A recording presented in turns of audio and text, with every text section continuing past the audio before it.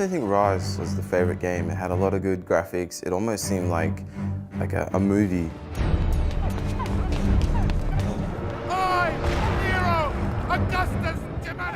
A lot of people said it was almost like watching a movie. That's how good the graphics were. The game Ryse was certainly an awesome game. The graphics were unbelievable. Just the intro in itself, it looked real life. So for me, that was pretty cool to watch. Between the storyline in the game, during the cinematics and the gameplay, there wasn't any change in graphics at all.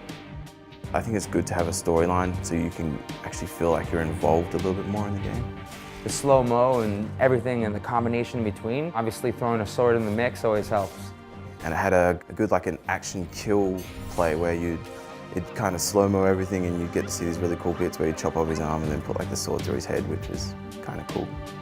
Yeah, and it looked like a fun game. It looked like something I'd probably get when I was back home. Being able to use like the voice command to tell the game to do things, I thought that was really, really cool.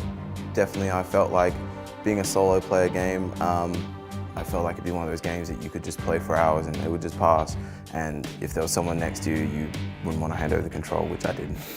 That game Ryse looked a little bit rougher than the Octagon, that's all I can say. There was knives going through necks, so for me the cage looks like a safe place.